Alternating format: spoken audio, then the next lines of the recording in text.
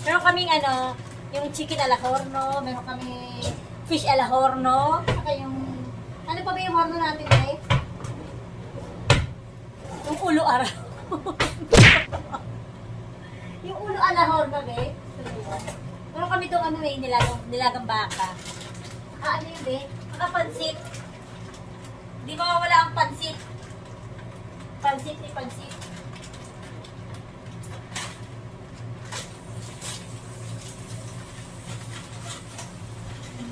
Tapos meron kaming langostinos. Meron kami langostino guys. One box. Unboxing. One box. Mag-unboxing tayo guys na lang. Ito siya.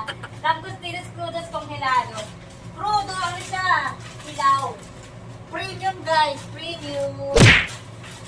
Ano siya guys?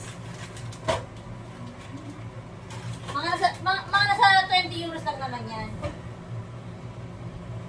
Diba na? Inis. Kapag kami inis. Tapos gumawa siya ng ano yung patata ala horno, yung mga verdura. May mga sibuyas, may mga... Ano yun ba yung tawag doon? Panadera. Panadera? Panadera guys. Ito yun guys yung kanyang... Ayun na. Yung kanyang... nilagang baka, saka yung pansit disisit.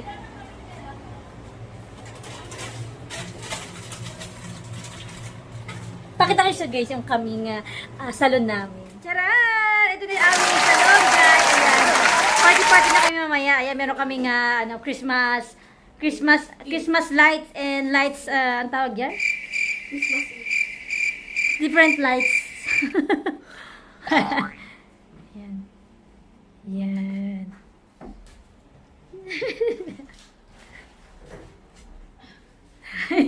Ay! Ayan guys, tapos ng kanyang chicken ala horno. Ayan, chicken ala horno ni Evie.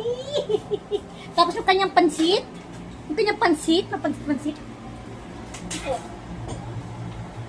Yan, ang pansit niya. Inuntian lang namin kasi ang dami namang ulam. So ito yung kanyang ang tawag yan, repolyo. Repolyo lang. Ano ba din sa repolyo, be?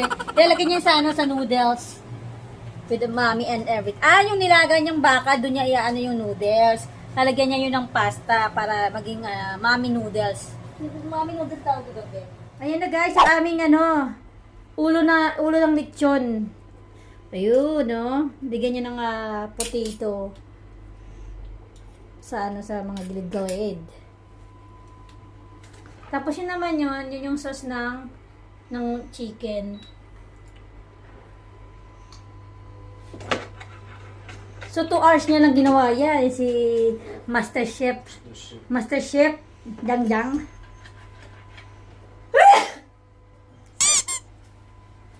Yan. Pagutom na ba ya?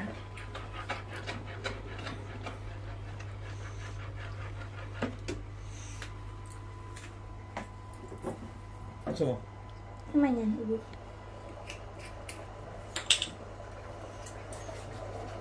Ano yung aceite? olive oil. Wala nang diet ngayon.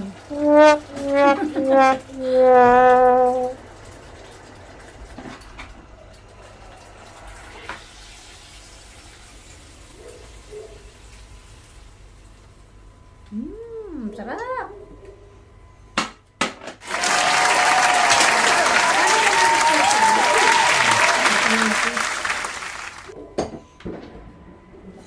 Lagyan natin perhit.